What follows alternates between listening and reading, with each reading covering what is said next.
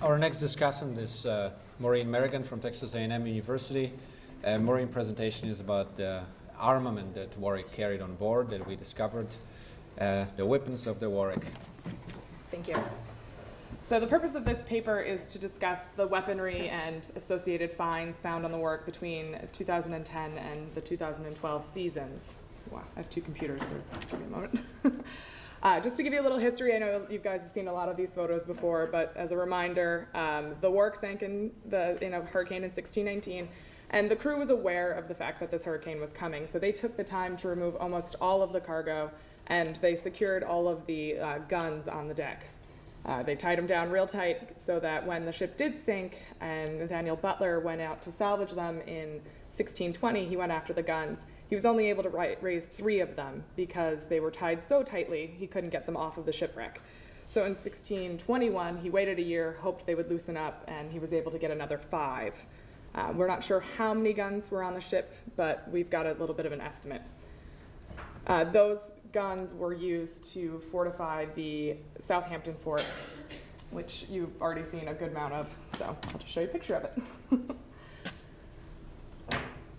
So our project started in 2010. Just as a side note, there's very few bits of armament that came off of the Teddy Tucker excavations. We know of a few lead charges that I'll talk about later, just as a general history. So the 2010 season, we uncovered this portion of the wreck.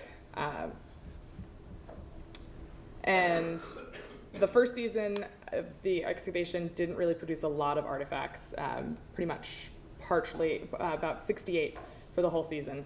And the only ones that had anything to do with weaponry were this one concretion void, which could have been either a cannonball or possibly even a grenade, but this is basically all we have in terms of weaponry from 2010.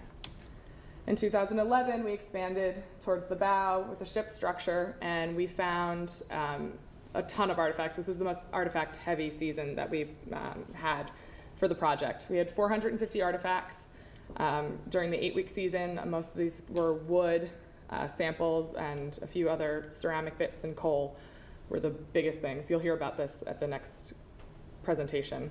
The area that we uncovered, we found a good amount of concretions, not that much in terms of armament, but right along the gun deck level up here, we found a lot of stuff concreted onto the ledge.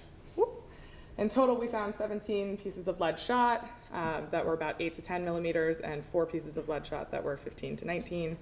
5 lead charges, 5 cannonballs, 3 spike shot, and 1 rectangular concretion, which I'll go into in a little bit. So the lead charges that I'm speaking of are these little caps that some of you might know as apostles. These would have been used as part of worn on a bandolier, and they would have been pre-measured out bits of gunpowder that you would have been able to remove the cap, quickly pour into your musket, and that would have been it. Lead was the preferred method of capping these because it didn't get stuck when weather turned foul. And we know that inside of one of these lead charges, there's a little piece of wood still inside of one of them. So we know that these were actually wooden containers and not leather, which happened. The other things that we found were cannonballs. James Davidson explored heavily in the southeastern area or southwestern area of the wreck.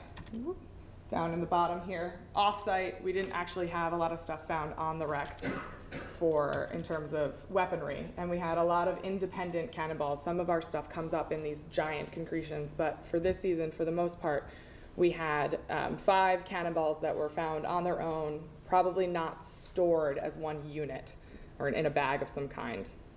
And then we were also able to identify a few different other types of ordnance, spike shot and expanding bar shot, which I don't have a photo of, I thought. We also have this really large rectangular concretion that we didn't raise until 2012, this past season, because it weighs approximately 200 pounds. It takes 5 of us to lift it on land. It's huge, and it's a pretty oddly shaped. We know that on one side of it, there's a bunch of lead shot concreted into all of this iron. So we've jokingly called it the treasure chest because it was also found approximately half a meter from a ball lock that we found. And this also came off the eastern part of the wreck, down towards the stern. In the 2012 season, we pulled up 1 cannonball, 3 spike or bar shot pieces, 2 more pieces of lead shot that were relatively small, and about 19 concretions that we're still unsure of.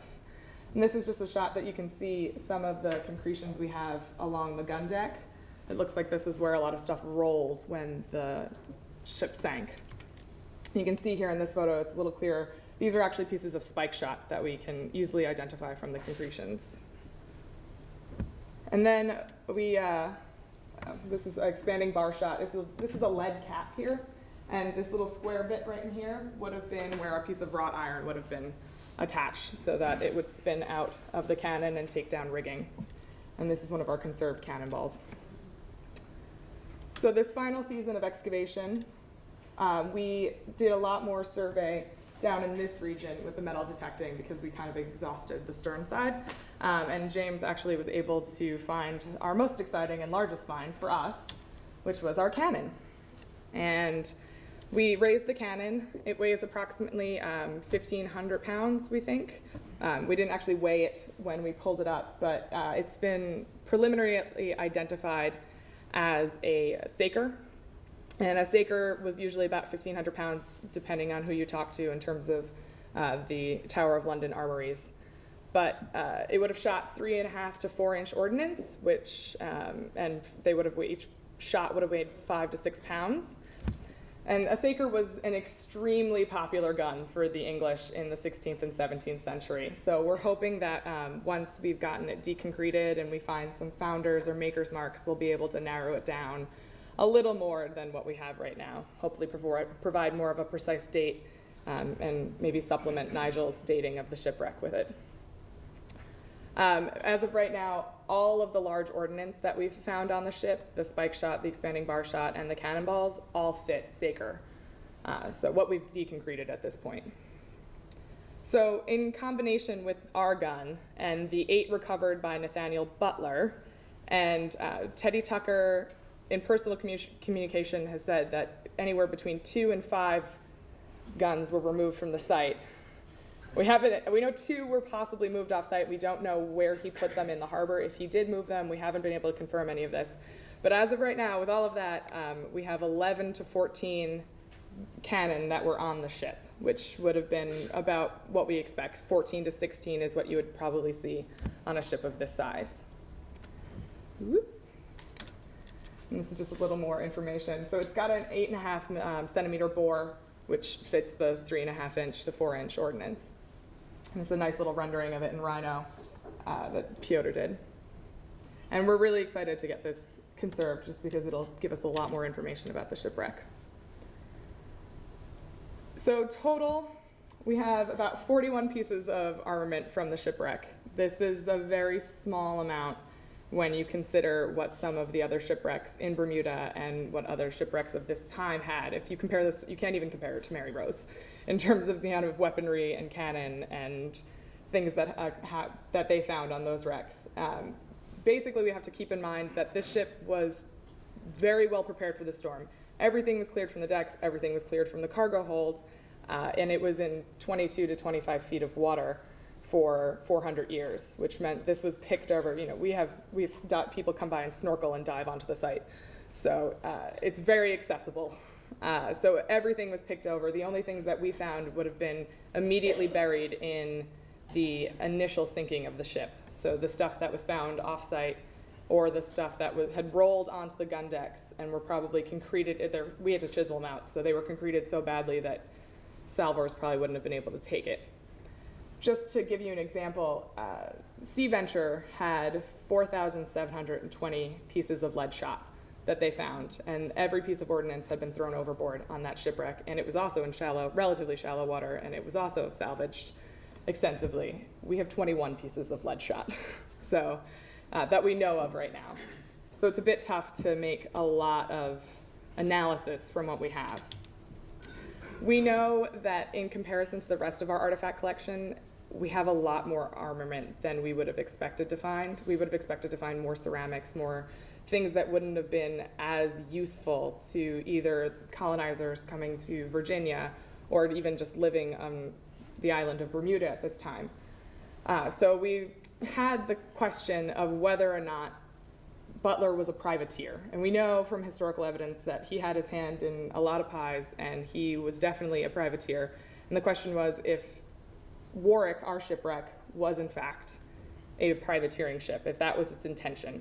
And from the small amount of armament that we've readily identified right now, it looks like he was ready to engage in naval battles, in naval-only combat, because we only have spike shot, bar shot, and cannonballs. We don't have any other kind of, and they're all relatively small with a great range. The Saker had a 9,000-foot range if it fired at a 45-degree angle. So we know he was definitely going into privateering. We're just still not 100% positive that this ship was intended to be used as a privateer. And these ships were built as multi-purpose vessels, so it'll be a while before we can make any concrete definitions about what this ship is going to be done. And keep in mind, we also have a number, about 30 at this point, concretions that we haven't identified what they are. They could be bolts, they could be gun barrels, they could be a whole bunch of things. We have some really big ones, like the treasure chest, that I would love to take a look at through X-ray. So that's where we stand with the weaponry on the Warwick. And I'd just like to thank all of the different participants of the project, the National Museum, for letting me work on this armament and letting me do some conservation on it last year, and the support of Texas A&M University's Dr. Debbie Carlson and Dr. Hamilton for their support over the years, AMARI's support at this conference, and a very special thanks to Katie and Piotr for giving a classicist like me a chance to work on this wonderful project. So thank you.